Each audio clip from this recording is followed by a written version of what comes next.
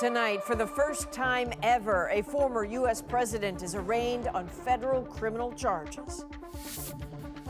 We want Trump! We want Trump! Can we ask you a couple of quick questions?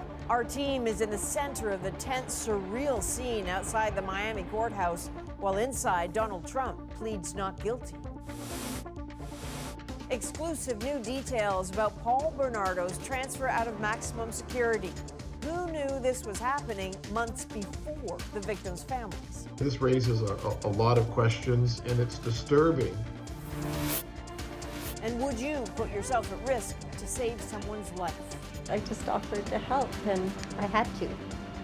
Why some living organ donors may actually be hardwired to help. Not everybody's able to, Erica. You're special. This is The National with Chief Correspondent Adrian Arsenault. Donald Trump spent years turning the unprecedented in American politics into something normal, but tonight he has once again made history. The former U.S. president has been arrested on federal charges.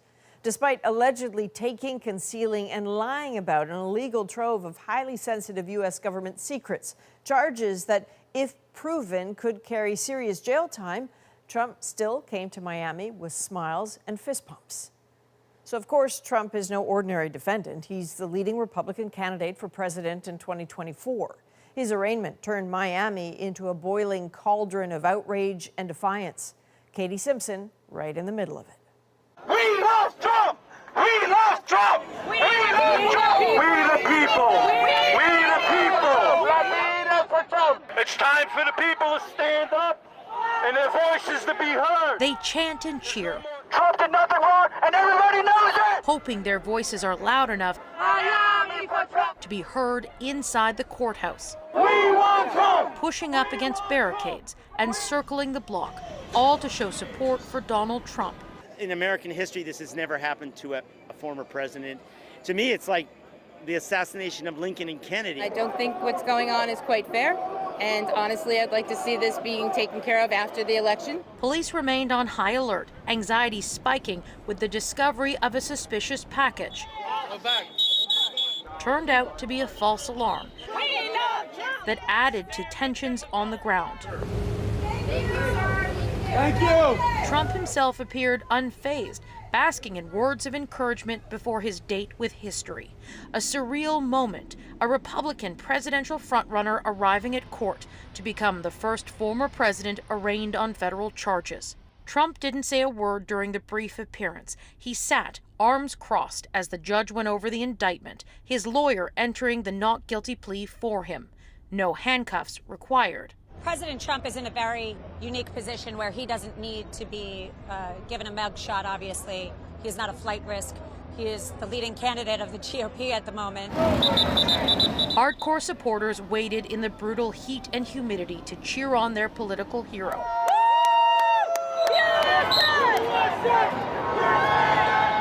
Chasing his departing motorcade through the streets to his next campaign appearance.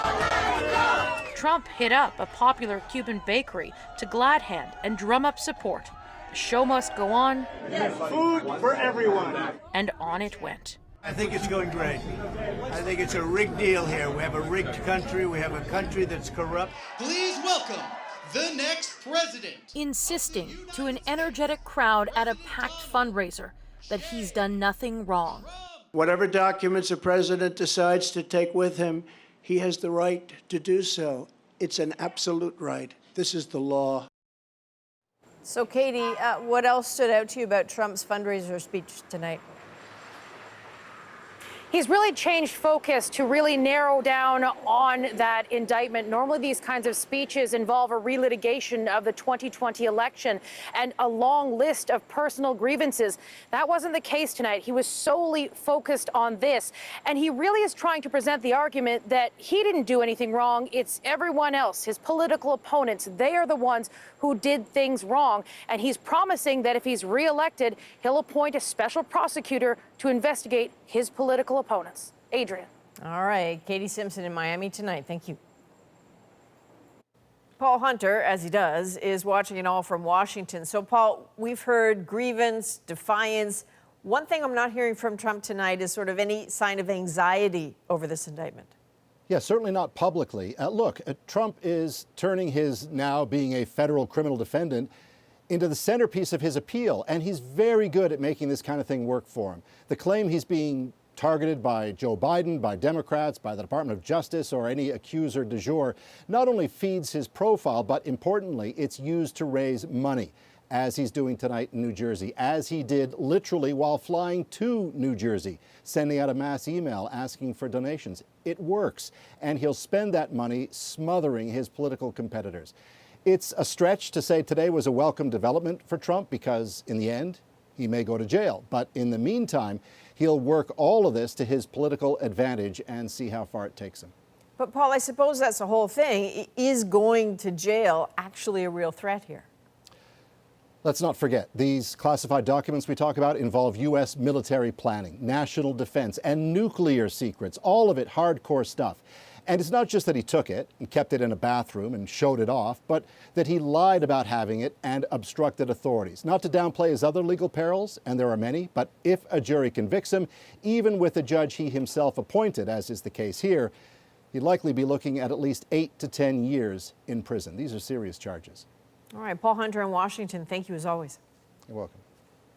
Now to a CBC News exclusive. We've now learned that staff in the Public Safety Minister's office knew about serial killer Paul Bernardo's prison transfer months before it happened, but the minister and victims' families were kept in the dark.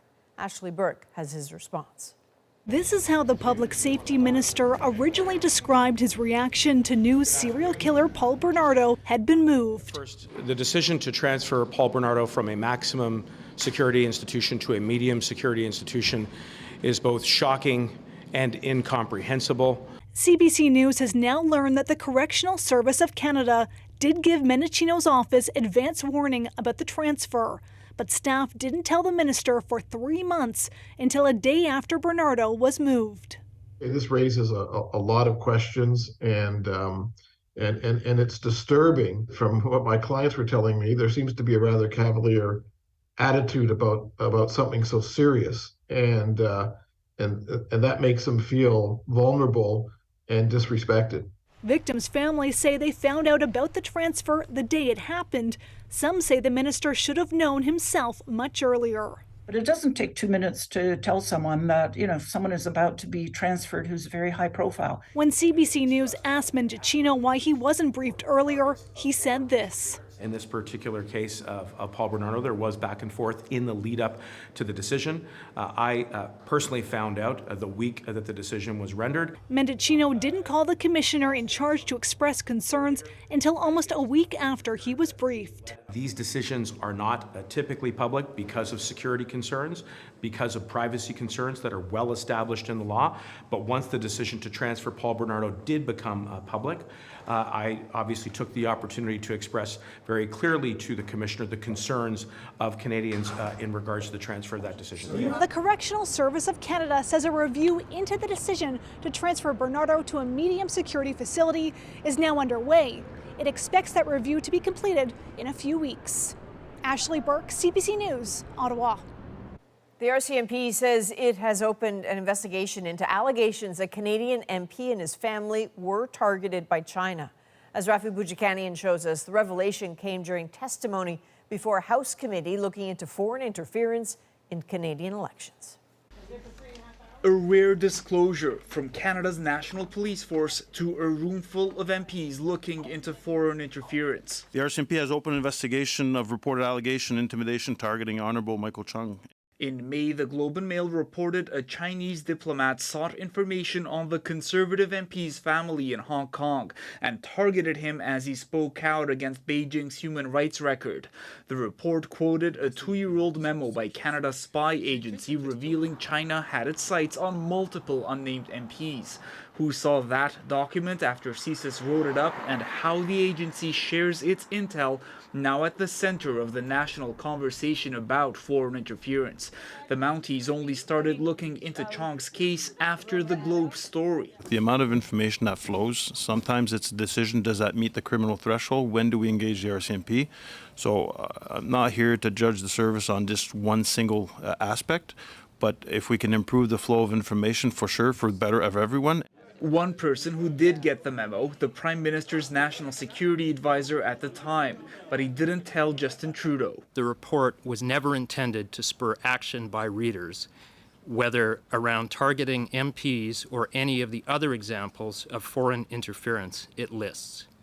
Earlier this month, former Public Safety Minister Bill Blair told the committee the director of CSIS determined he didn't need to see that information, something the CSIS director pushed back on in his testimony. And I think the fact that we did an issue management note speaks to the notion that we wanted to highlight the information. Gaps in getting intel from agencies to the government were among the central problems identified by Special Rapporteur David Johnston. He resigned last week after recommending against a public inquiry. That now appears to be on the table. Rafi Boudjikanian, CBC News, Ottawa. To the war in Ukraine now, and an early morning missile Russian strike in the president's hometown targeting civilians. At least 11 people are dead, dozens more are injured. Margaret Evans is in Crivy Ree tonight and brings us the disturbing scenes. Fire and brimstone in the dark, companions to the missiles snatching lives in Ukraine, arriving as usual while innocents sleep. By morning, an apartment block where once families lived still smoldered, and body bags were lying in the playground opposite. Yaroslava Slahina was on the 4th floor with her husband and 2 children. She remembers 2 flashes. I thought it would miss us, she says, but it didn't. We were thrown by the blast. She says Jesus must have kissed her kids, both uninjured.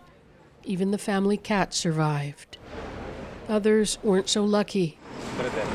Visiting the scene, Ukraine's Interior Minister Ihor Klemenko was telling us there are no military targets nearby when his aide interrupted. An 11th victim had been found, he told us, and the search for survivors at an end. Thank you.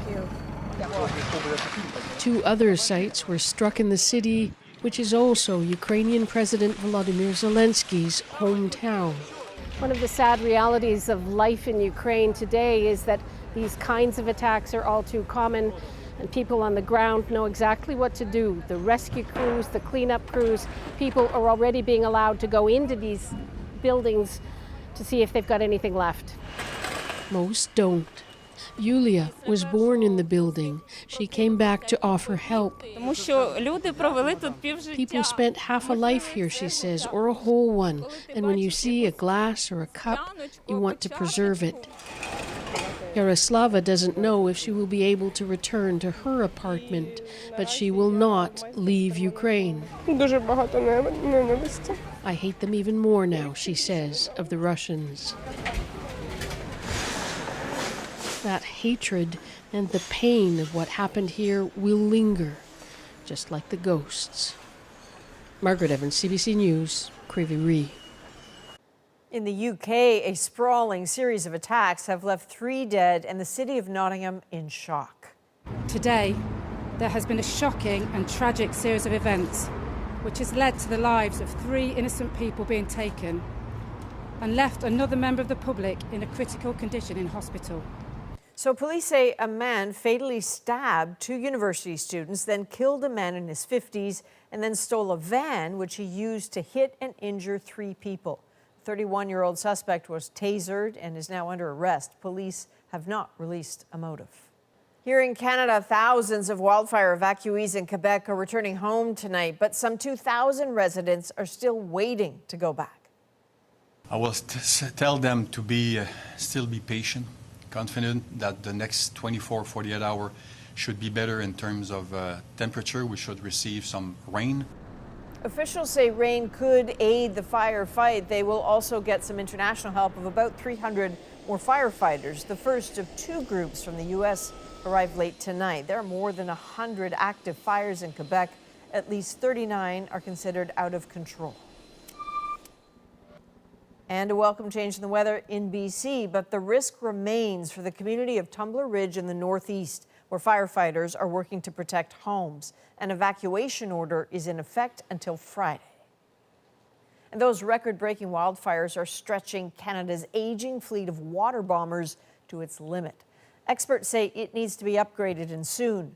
But as Jayla Bernstein shows us, that is a long process, and wildfires won't wait. The fires came within a couple kilometers of this remote hamlet in northern Quebec. A lucky change in the wind spared Clova. He says more water bombers could have controlled the flames sooner, but the province had more fires than planes. It was forced to leave the firefighting to ground crews. Just one example of how the worst wildfire season of the century has tested Canadian resources. I would suggest that this is a taste of the future. What's the worst that could possibly happen? Well, double it, because that's what's happening. CBC News reached out to every province and territory to get a tally of Canada's water bombers. Its core fleet is about 100 dispatch-ready planes, all government-owned or contracted long-term and shared as needed. But experts say this arrangement doesn't work so well when fires rage from coast to coast. When you've got fire of this scale, there definitely isn't enough. Plus, the fleet is aging. Some Canadair water bombers are 40 or 50 years old. These older airplanes need a lot of TLC, and they need a lot of work and a lot of maintenance, and they're much more expensive to fly and maintain. He says even with regular maintenance and refurbishing, the fleet needs upgrading. If this is going to become the new normal, we have to rethink the Canadian firefighting fleet. One answer could be the next generation of Canadairs. De Havilland says they'll roll out from a new plant in Calgary starting in 2027. But the first 24 are promised to Europe, and so far no orders from Canada. We'll learn from our experience in here and when we make future investments to make sure that Canada has the capacity to respond. For now, U.S. planes are swooping into the rescue. But the changing climate means that future wildfire seasons are more likely to strike both countries at once. All the more reason for Canada to start thinking about becoming more self-reliant. Jayla Bernstein, CBC News, Montreal. Police in Alberta have issued arrest warrants for former Dancing with Wolves actor Nathan Chasinghorse. He faces 9 new charges, including sexual assault and sexual exploitation. He's already behind bars in Las Vegas, accused of leading a cult and sexually abusing Indigenous women and girls. He's pleaded not guilty. The Tsuut'ina Police Service say these new charges are the results of a years-long investigation. Well, the Vegas Golden Knights are NHL champions. The Cup's gonna stay in Vegas, and for the first time, the Golden Knights are Stanley Cup champions. The team captured its first Stanley Cup in the franchise's short history, defeating the Florida Panthers in 5 games. The Golden Knights burst into the league just 6 years ago, making it all the way to the finals in their inaugural season, only to come up short. Well, tonight they finished the job winning the cup and on home ice. Well, some Canadian schools are banning cell phones, trying to curb bullying and up student engagement. They compromise students' ability to think deeply and focus on what's going on around them. But do those bans actually work? Next. How far would you go to save someone's life? I felt like I wanted to give back and I wanted to help someone else. How are you? Joanna Remiliotis looks at live organ donation and the everyday heroes rising to the occasion. It's over! Plus, history made for a Canadian basketball star. I called it when he was about 11 years old. The championship win and the glory shared here in Canada. We're back to Duke.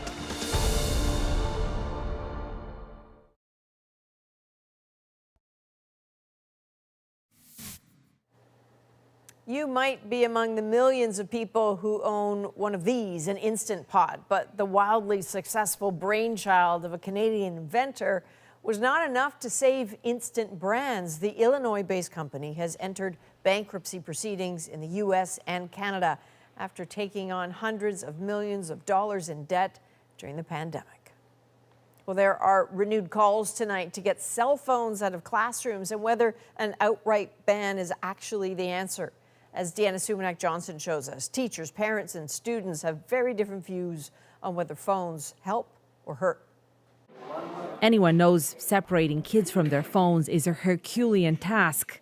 They compromise students' ability to think deeply and focus on what's going on around them. It also undermines their ability to listen to others attentively and with empathy. But it's not just about focus. It's a matter of safety. Earlier this spring, an Ontario teacher wrote an anonymous letter that went viral, alleging verbal and physical abuse from students.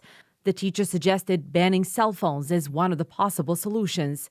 Ontario already has a ban, the only province in the country with one, but enforcement has been spotty. Sachin Maharaj says that's a problem. If teachers constantly have to police who's checking the phone, who's using it for a pedagogical purpose and who's not, I mean, that's all they would be doing for the entire class, essentially. And that's part of the reason a lot of teachers have found that difficult. But for some parents, being able to reach their kids is crucial. Out of 5. Tony Jukic says when his 13-year-old daughter was bullied in school, administrators could do little to protect her. Having access to her cell phone was a sort of lifeline because she was able to message myself or mom, and we could then attend the school and extract her from situations where she felt unsafe. This teen agrees. So I think cell phones can be important from a safety perspective. Though, believe it or not, even some teens saw reasons to put the phones away. I turn it off usually when I go to my classes. Whenever we are talking about some important topic in class, we are learning something new. Smartphone distraction can easily distract our focus from learning. I know phones can be beneficial and they can be a positive thing, but I feel that if phones weren't in schools, it would be more social. Everybody would be able to hang out more. Dan, I feel like you and I have had this conversation a lot. Anyone who is a teacher, knows a teacher, has ever spoken to a teacher, has heard these horror stories of cell phones in the classrooms. Any hints of a successful way to deal with them? Some of the schools we reached out to, Adrienne, make their students put them away in those little yonder pouches that you use at concerts, for example. Others make students just put them away during instructional time, and they can use them during recess. Several U.S. states have actually recently moved to institute fairly complete bans, and they're saying that after the initial revolt on part of the students, they've seen great improvements in terms of student mental health. I don't know that we will be seeing a ban like that in Canada anytime soon. Quebec, actually, just a few weeks ago, there was a motion to pass this province-wide school cell phone ban, and it didn't go through. All right, Deanna Sumanac-Johnson, thank you. What would you be willing to do to put on the line to offer someone else a second shot at life? That is a question facing anyone considering a living organ donation. To risk your own safety or life to save a stranger just stuck with me. It was like a puzzle I couldn't solve. Ioana Remiliotis brings us a very personal look at the science behind that kindness and the stories of those who've stepped up. Plus, more than half a century after they broke up, a new Beatles song is on the way. How AI is helping to get the band back together. The National takes you deeper into the stories shaping our world. Next.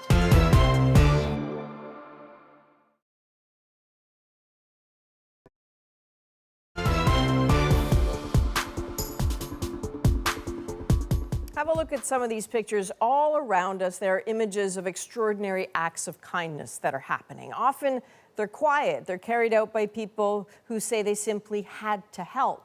Well, that profound selflessness is something our Ioana Remiliotis has experienced firsthand. A year ago, she shared her own story of donating an organ to her brother and that her sister was also in need of a kidney. What happened next led her on a journey to discover the science behind kindness.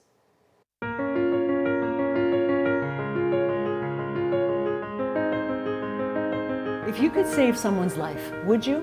Would you do it if it meant donating an organ while you're still alive? Last year, I gave my brother one of my kidneys, and after sharing my family's story on The National, extraordinary people reached out and offered to donate a kidney to my sister, who also needs a transplant. Their amazing kindness left us wondering, why are some people willing to go to such great lengths to save someone else's life, even if it means putting their own at risk? So we set out to find out what makes a hero. Our story begins here at the Ottawa Hospital. I said I was going to cry when I saw you. I can't believe we're meeting in person like this. With the camera. I know, right? How are you? Yeah, are you nervous? I feel zen and ready.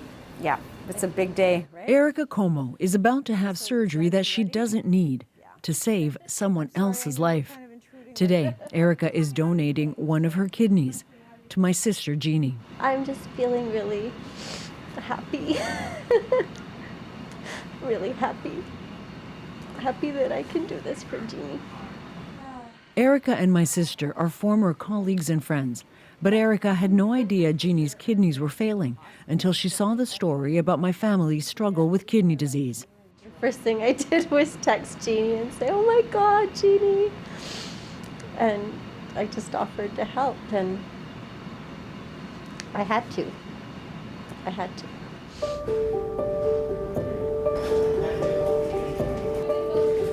Her kindness is remarkable and overwhelming, especially for her family.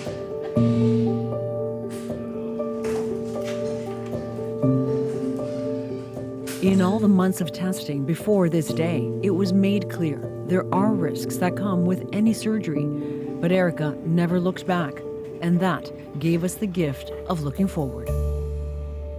Hi, Yen. How's it going? Like my brother, Jeannie has polycystic kidney disease. What's your advice as she's about to go in? Happy thoughts. It's going to go well, and you know what? And it's over before you know it. If I had another kidney to spare, I would give it to her in a heartbeat. Erica didn't hesitate either. Bye, brother. I'll see you when you wake up. Okay, bye. Erica is fantastic, and I'm blessed. And I think I'm lucky because she was one of a few people that stepped up. And so there's a category of people, they don't see anything else, they don't see fear the same way that a lot of us do. As an organ donor, I get that. The need to help my family was way bigger than any fear. Bye. Good luck. Thank you so much. But how about donors like my sisters, who are not related to the people they're trying to save, but feel compelled to all the same? What drives them? Donors are often called heroes, and they're usually humble ones. They tend to be ordinary people who don't think twice about helping someone whose life is at risk. And in fact, there's science to help us understand why they step up. It's why we're here at Georgetown University in Washington, D.C. How are you, Ada? Nice to meet you. Very nice to meet you. Abigail Marsh is a neuroscientist who studies the science of kindness. The mystery, the sort of, awe-inspiring mystery. She started researching altruism more than 20 years ago after a stranger saved her life on a busy highway. To risk your own safety or life to save a stranger just stuck with me. It was like a puzzle I couldn't solve. Marsh wanted to get into the minds of heroes. Hello, how are you? Nice to A lot see of her you. work happened here at the MRI lab on campus. And the structures that we care most about in my research, the amygdala and Marsh focused on the amygdala, the part of the brain that is responsible for emotions like fear and empathy. Her team scanned the brains of dozens of anonymous kidney donors and spoke to hundreds of other altruists. it's not like every story is the same, but the most common story is that there was no process, there was nothing to unpack. It's like, I heard that you could do this and I wanted to do it. Very fast decision. Right. What does that say? Because I think people are all fascinated to understand, why does one person step up when another doesn't? Well, I think the most important trait, and this also interestingly seems to be linked to the amygdala, although that research is very early still, is that people who make decisions to help others at a real risk or cost to themselves actually care about other people more. I know that seems like so self-evident, but it's really not.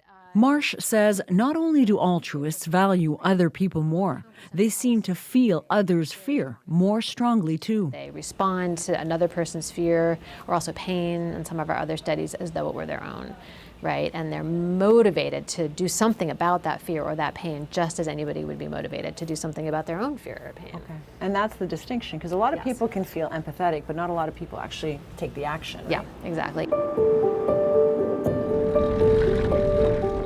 Tim Marshall says he had to act. Someone he didn't know all that well was dying, but it hit close to home. Somebody needed help, and I knew I was O blood type. It was a decision that clicked pretty quickly, actually. The appeal was for Jeff Hall, a father from his kid's school in Toronto who needed a liver transplant to survive. I pictured him waking up every day and thinking, like, maybe I'm not going to see my kids in 6 months, and I'm going to leave them, and they're going to have to grow up without a father. And I can only imagine how scared he was waking up every day with that as a possibility.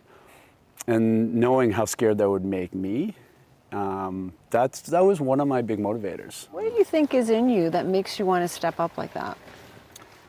I don't know. It's funny because I think my kids asked me once. Like, my kids understood. They said, "Yeah, Dad, we know that it needs to happen, but why do you have to do it?" And I don't know. My response to them was, I said, "Guys, sometimes you have to be the person in life that puts their hand up." Hey man, how are you? Hey, good. How are you? Good to see you. Nice to see you too.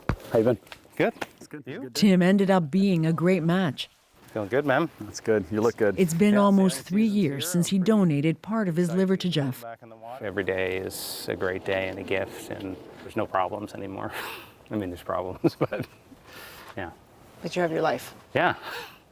So there's no real problems. How do you feel about what Tim did for you? Floored, flattered, mesmerized. Oh, I love this guy. He's my brother. He's my liver brother. Oh, thank you. Is that what you say? Liver Sure, brother? sure. Yeah, he's my DNA. liver brother, for sure. He's right in here. He is my hero, you know. I tell him that all the time. Do you? Yeah. So what makes a hero?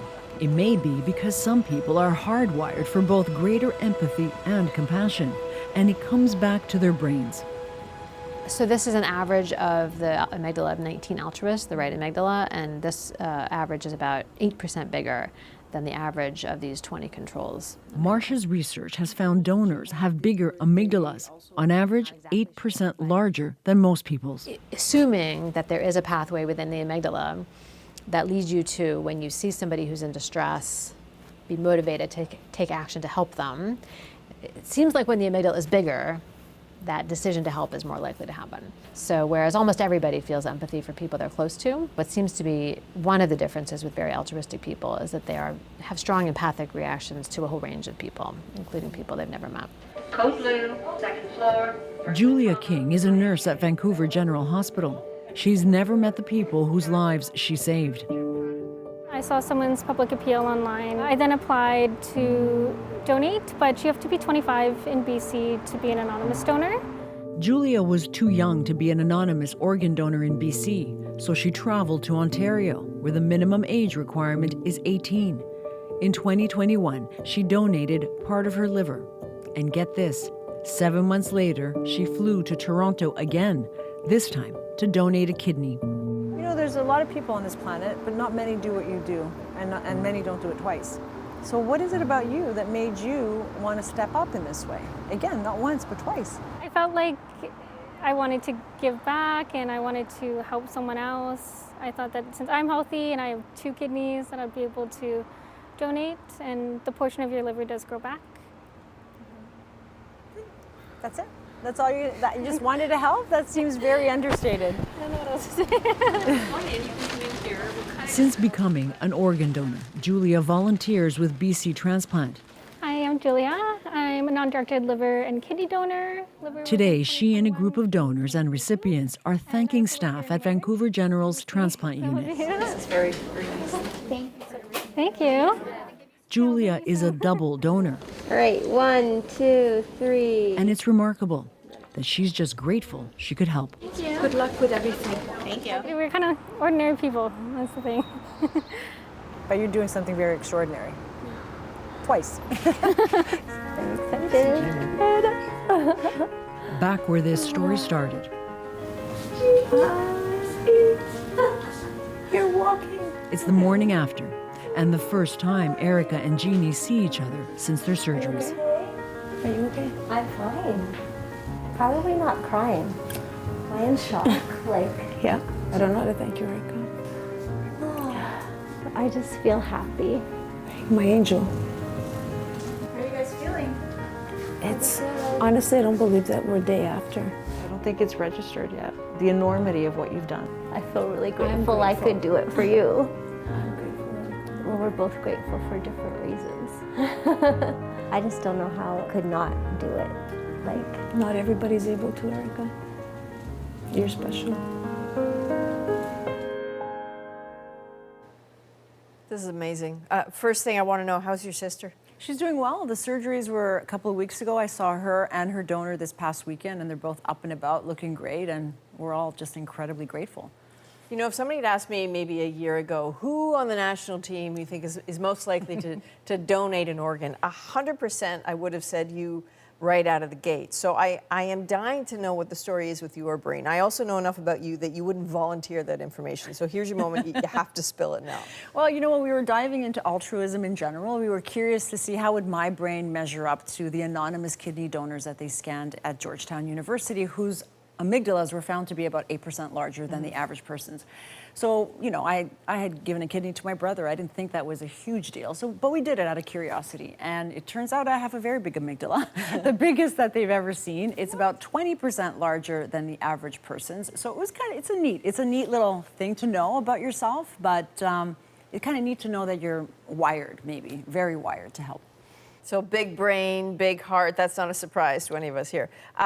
Altruistic people may be willing to donate organs, but what happens if you're someone who actually needs that organ? How do you get on that list? Well, it's not a list. That's the point. You have to kind of do it yourself, and it's only suitable for liver and kidney for obvious reasons, right? And the point is, it's the best outcome. It offers the best outcome, but you have to go find it yourself.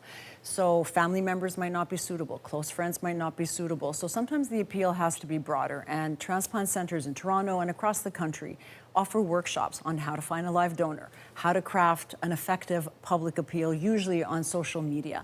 And what they say time and again is that people are always scared that no one's going to respond, but time and again people do. And that aligns to the research in Washington that finds altruists will respond when they know someone's in trouble. People are amazing, as are you. Joanna, thank you. Thank you.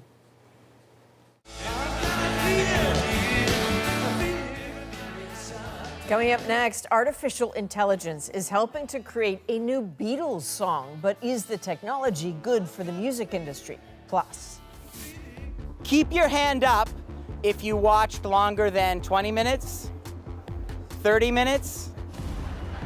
Watching your favorite movies one little piece at a time, how Hollywood blockbusters are getting the TikTok treatment.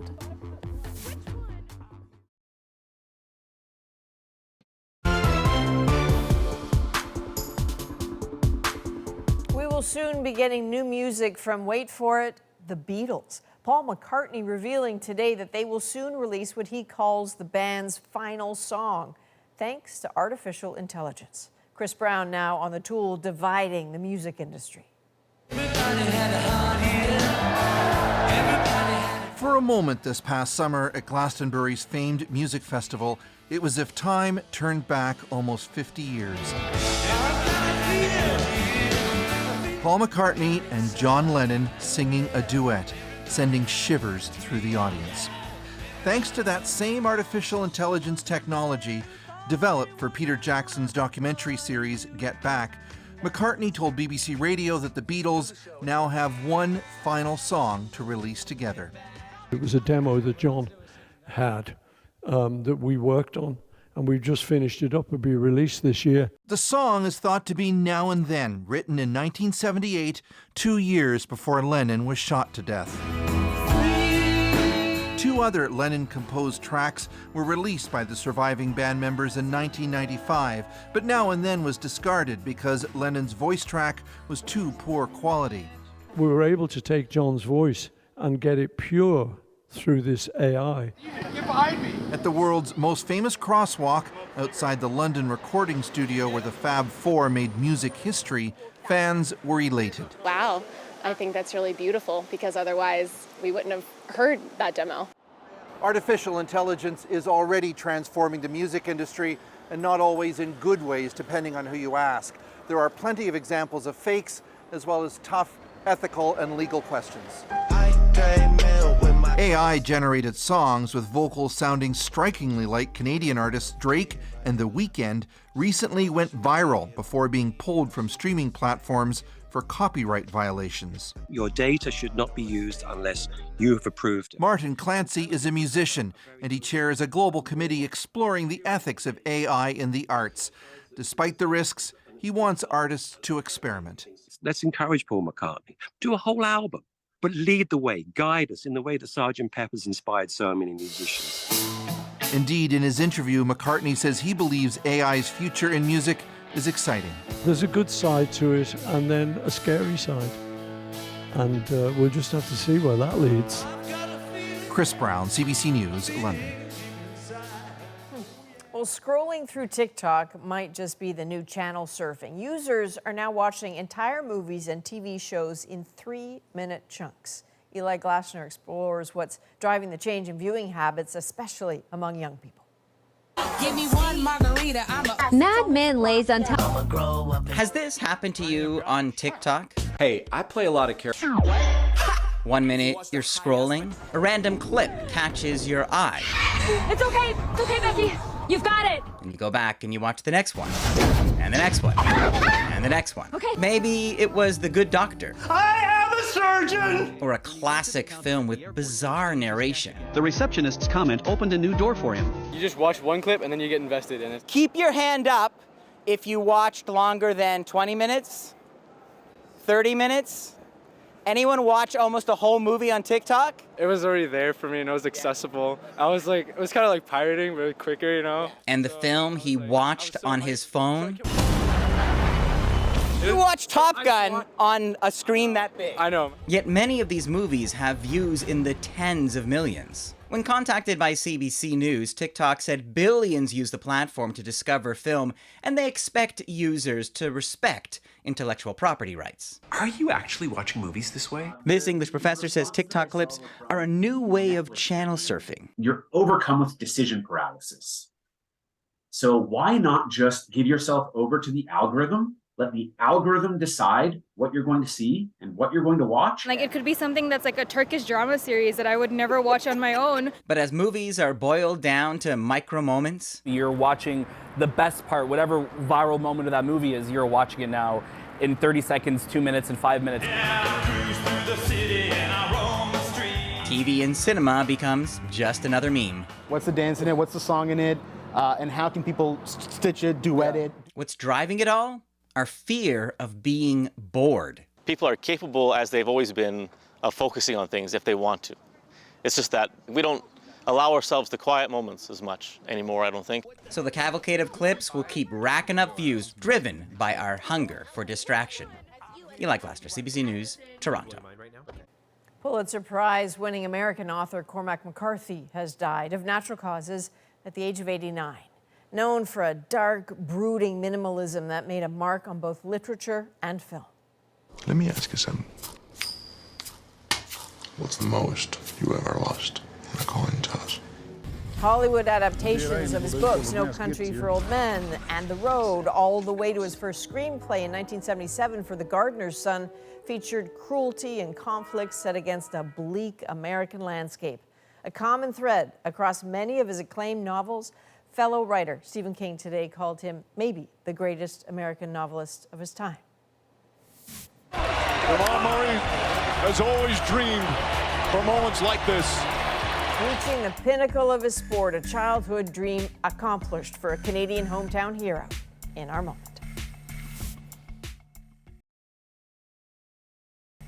Look how great that is. Kitchener, Ontario's very own Jamal Murray raising his hands in victory last night, becoming the 9th Canadian ever crowned an NBA champion. So from the moment he first touched the court at his local community center, Murray's spirit made an impact on all those he touched all along the way. A lifelong dream accomplished is our moment. What a night for Jamal Murray. What a night for the Denver Nuggets. After the game, when I saw Jamal's eyes, I felt my chest pounding and my eyes watering. Can you describe to me what this championship journey has been like? Such an emotional moment, seeing a kid grow up, go through all the hills and valleys and reach that monumental moment of greatness. Jamal Murray has always dreamed for moments like this. He really didn't fear anything. Such a respectful kid, yet such a brave and strong spirit. And I see little kids that have come up behind him and they got that sparkle in their eye. He's led by example. He's been a gentleman right through. He never forgot where he was from. And I'm going to bring that Larry O to Kitchener, so that'll be special. And hopefully we can have another party for that. I think it's incredible what he's done for his small city. We feel large. We're so proud of him. Well, you know, if Canada couldn't have the Raptors win again, having Jamal Murray be so happy and crying and winning for the Denver Nuggets was fantastic. Don't forget, he overcame a serious injury almost 2 years ago, was really struggling to walk, and look at him now. That is the National for June 13th. Thank you for being with us. Have a good night.